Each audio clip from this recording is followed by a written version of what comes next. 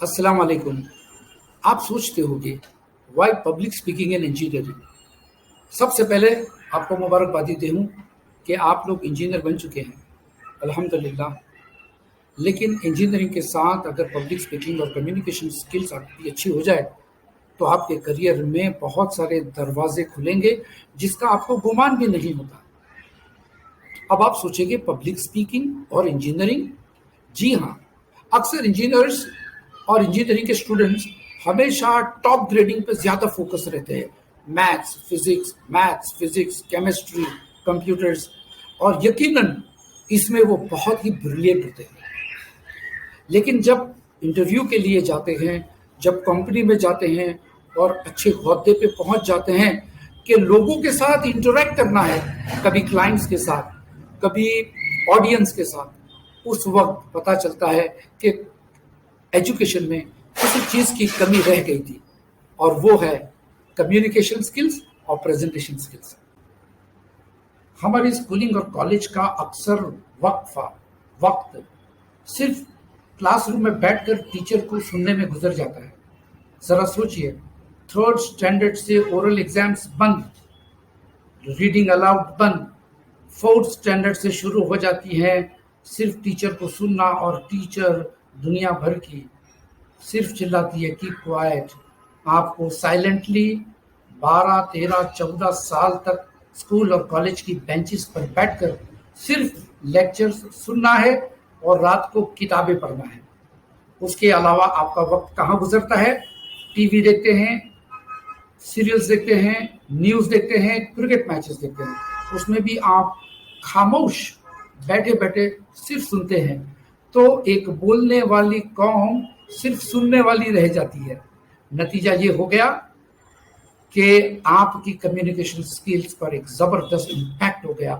हमारी education system ही ऐसी है कि टॉपर्स भी कभी कभी बातचीत करने में कतराते हैं, कमज़ोर होते हैं। इसलिए पब्लिक स्पीकिंग कोर्स या पब्लिक स्पीकिंग ट्रेनिंग का एक बहुत बड़ा डिमांड है समाज में।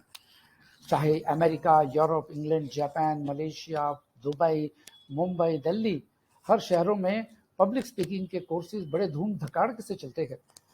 और यहाँ पे ज़रूरत पड़ती है एक अच्छी कोचिंग की, क्योंकि ये स्किल्स ऐसी हैं जो आपके इंजीनियरिंग या मेडिकल लाइन को चार चांद लगा सकती है।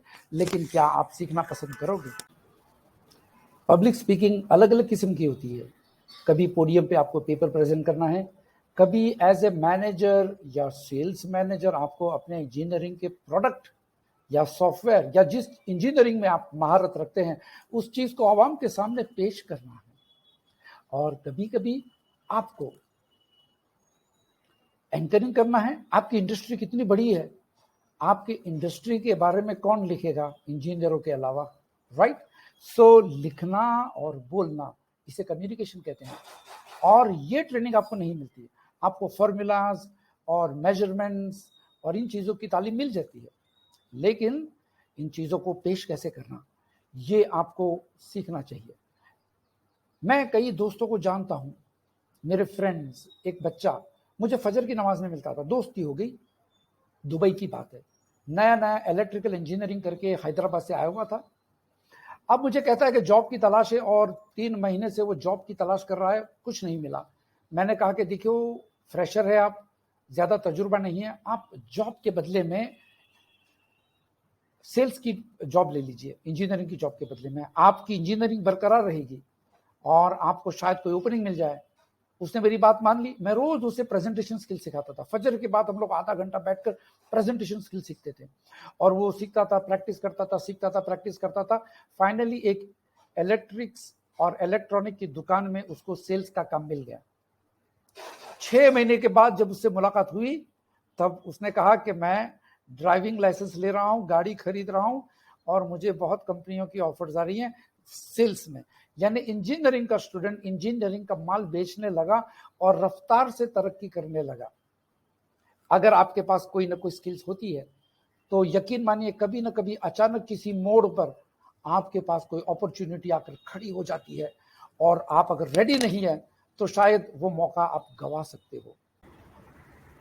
क्योंकि इंजीनियरिंग की इंडस्ट्री में बहुत सारी एक्टिविटीज़ और इवेंट्स हो रहे हैं। बहुत सारी हरकतें हो रही है, बहुत सारे ट्रेंड्स आ रहे हैं।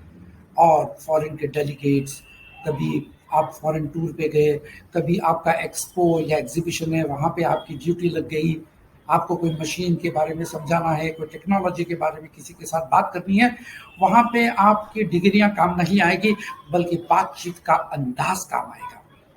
आपको ज़रूरत है एक कॉन्फिडेंस की, आपको ज़रूरत है बातचीत के एक अंदाज की, आपको ज़रूरत है लोगों को समझाने की कि आपका प्रोडक्ट, चाहे वो सॉफ्टवेयर हो, चाहे वो मोटर गाड़ी ऑटोमोबाइल हो, चाहे वो मशीनरी हो, आपको सिर्फ टेक्नोलॉजी की बातें के अलावा एक अच्छे अंदाज में अपनी बातें लोगों को पहुंचाना है। बस यही तो इंजीनियरिंग और पब्लिक स्पीकिंग है। एक और चीज मैं आपको बता दूं, राइटिंग स्किल्स। इंजीनियरिंग के साथ साथ राइटिंग स्किल्स भी कम्युनिकेशन का एक हिस्सा है। आपको अपने प्रोडक्ट के बारे में लिखना है, आपको ब्लॉग बनाना है, आपको ब्रोशर लिखना है, आपको अपनी कंपनी लॉन्च करनी है, आपको सेल्स लेटर लिखना है, आपको कुछ भी लिखना है, क्योंकि आपने 12th स्टैंडर्ड तक इंग्लिश में लेटर्स तो लिखे हैं, अब उसको प्रोफेशनल अंदाज और प्रोफेशनल शेप देना है। तो आपको काम आएगी यही स्किल्स जो आप आउटसाइड द क्लासरूम सीख सकते हैं। मेरे 10-15 साल की ट्रेनिंग के दौरान मैंने कई इंजीनियरिंग और मेडिकल स्टूडेंट्स को भी पब्लिक स्पीकिंग सिखाए, और उसमें से कई स्टूडेंट्स आज अपने प्रोफेशन में बहुत आगे रफ्तार से बढ़ते हैं। क्यों? क्योंकि उन्हें अपनी बात को पेश करना आ गया। आप में शायद उनसे ज़्यादा सलाहियत होगी, नॉलेज होगा, आप टॉपर भी होगे, लेकिन दुनिया को पता कैसे चलेगा जब तक आप पेश नहीं करोगे। आपका सॉफ्टवेयर बनाया हुआ बहुत अच्छा है, लेकिन आप अपने क्लाइंट्स को बताएंगे कैसे जब तक कि आप पेश करना नहीं सीखेंगे। ये प्रेजेंटेशन स्किल्स के कोर्स जो है, जो मैं आमतौर पे लोगों को सिखाता हूँ, आपको भी इसे करना चाहिए। मैंने आज तक तकरीबन 450 से 500 स्टूडेंट्स को सिखाया हूँ।